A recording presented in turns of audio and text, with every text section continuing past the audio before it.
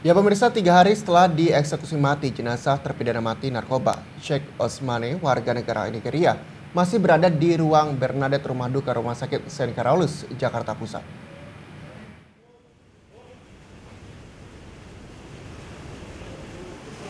Suasana di ruang Bernadette di mana jenazah Sheikh Osman disemayamkan sepi, tidak ada sanak keluarga, kerabat ataupun pihak kedutaan Nigeria yang datang. Ruangan bahkan dikunci. Hanya ada peti jenazah yang berisi jenazah Sheikh Osman di dalamnya. Rencananya jenazah akan dipulangkan ke Nigeria, tepatnya di kota Lagos hari Senin ini. Sebelumnya Sabtu malam 30 Juli kemarin, pihak rohaniawan pendamping saat eksekusi telah menggelar misa arwah. Sheikh Osmane merupakan satu dari 4 terpidana yang dieksekusi pada Jumat 29 Juli pukul 00.00 dini hari beserta 3 orang lainnya, Michael Titus, Humphrey Ejik, dan Freddy Budiman. Sheikh Osman ditangkap atas kepemilikan 3 kg heroin di kamar kosnya di bilangan Lebak Bulus, Jakarta Selatan. Atas perbuatannya, Sheikh Osmane dijatuhi hukuman mati oleh Pengadilan Negeri Jakarta Selatan tahun 2004.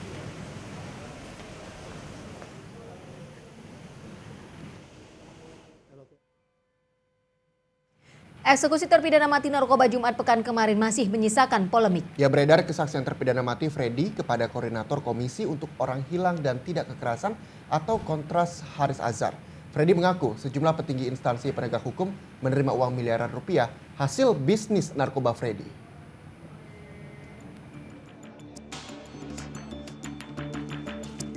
Komisi untuk Orang Hilang dan Korban Tindak Kekerasan atau Kontras bersama dengan LBHM dan Persaudaraan Korban Nafsa Indonesia atau PKNI menggelar konferensi pers terkait kesaksian Freddy Budiman kepada Haris Azhar. Haris mengaku pernah menemui terpidana mati Freddy Budiman di Lapas Nusa Kambangan pada 2014 lalu. Dalam pertemuan itu, Freddy menyebutkan bahwa instansi penegak hukum yang terlibat dalam bisnis narkoba tidak pernah tersentuh dan tidak pernah diusut tuntas.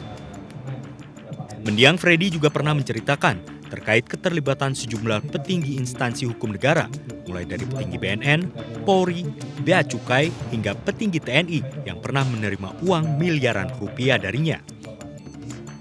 Ada yang disebut store ke BNN itu mudah-mudahan itu oknum, bukan kebijakan institusi lah. Mudah-mudahan seperti itu. Tapi kan sekarang nggak cukup di situ, oleh karenanya institusinya orang harus bongkar dong, gitu, ya kan?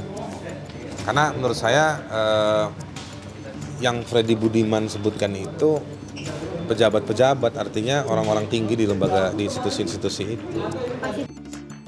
Dalam kesaksiannya, Freddy mengungkapkan ia mengaku sebagai operator peredaran narkoba internasional sehingga ia bisa mengatur peredaran narkoba di Indonesia. Dalam menjalankan bisnis haramnya, ia dibantu oleh oknum penegak hukum. Tak hanya itu, Freddy juga mempunyai ruang tahanan khusus tanpa CCTV sehingga ia bebas dari pengamatan. Hal inilah yang dianggap Haris sebagai sebuah sindikat oknum petinggi negara yang memanfaatkan Freddy sebagai ATM berjalan mereka. Terbukti dari kasus tahun 2012 silam, di mana saat Freddy masih dalam tahanan penjara, namun kedapatan mengimpor 1,4 butir ekstasi dengan keuntungan ditaksir mencapai 40 miliar rupiah. Kontras berpendapat bahwa kasus ini dapat terungkap jika keamanan para saksi dapat terjaga oleh pemerintahnya. Dari Jakarta, Serly Partias, Jaka Samsa, MNC Media memberitakan.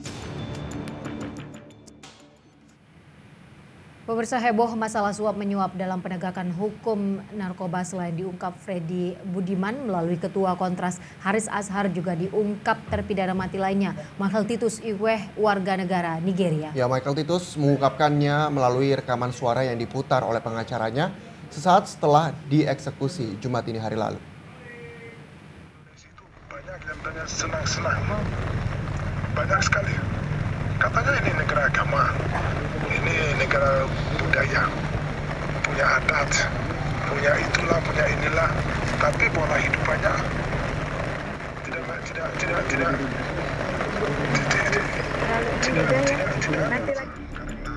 Inilah cuplikan rekaman suara terpidana mati Mikhail Titus sesaat sebelum dieksekusi mati Jumat dini hari 29 Juni 2016. Terpidana mati asal Nigeria itu mengungkapkan kekesalannya atas penegakan hukum narkoba.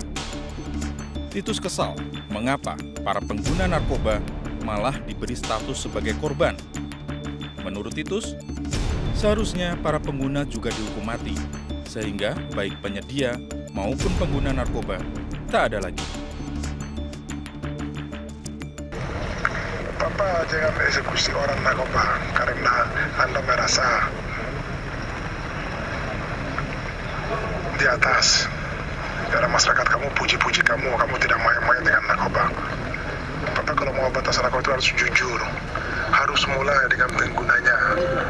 Penggunanya harus dihukum, harus cari solusi. Jangan penggunanya dibilang korban. Karena penggunanya makin tinggi di Indonesia, makanya ada pengiriman barang. Rekaman suara Titus diputar oleh pengacaranya Susanti Agustina sesaat setelah keluar dari lapas Nusa Kambangan pasca eksekusi mati. Kejanggalan yang diungkap antara lain meninggalnya saksi kunci kasus Titus di tahanan polisi dan soal kepemilikan barang bukti.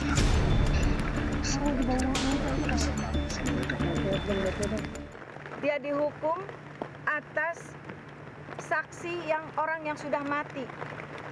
Dan dia matinya di dalam tahanan polisi. Dan barang itu adalah bukan milik Mikhail Titus Igwe. Di rumahnya tidak pernah ada barang bukti. Barang bukti 5,8 kg itu adalah miliknya Kolisan Nokomo. Dan itu jelas di BAP. Kalau mau membuka, kita bedah. Di mana polisi yang itu meninggal.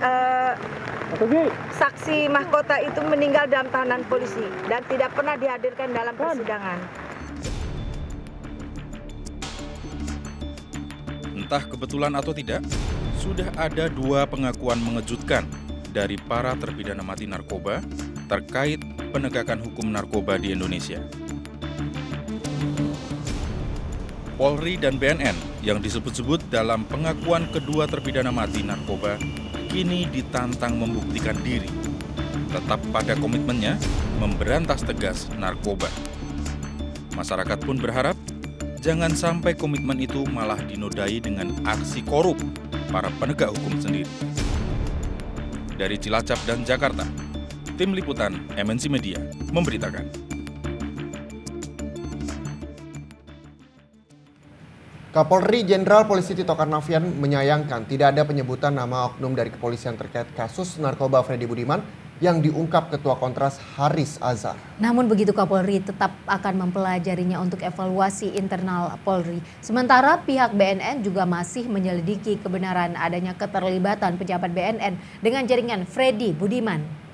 Saya sudah menugaskan Kadif Humas Pak Boy untuk menemui Pak Haris Azhar secepat mungkin, mendapat informasinya apakah ada lebih yang detail lagi atau yang segitu saja. Saya ulangi, kalau segitu saja karena nggak menyebut nama, bukti lain-lain, maka bisa dua, bisa mungkin iya kita dalamin untuk pengembangan kita, tapi bisa juga itu alasan yang bersangkutan untuk menunda eksekusi. Terus sekarang saya sedang proses untuk minta petunjuk ke pimpinan, sekarang sedang sibuk beliau, mungkin sebentar lagi kita akan sampaikan rilis resmi soal broadcast itu. Bisa juga ada tim khusus, kami belum tahu nanti bagaimana, kita tunggu hasil laporan saya kepada pimpinan, nanti putusannya apa, nanti kita lihat bareng-bareng. Yang jelas BNN tidak pernah menutup-nutupi perbuatan yang tidak baik.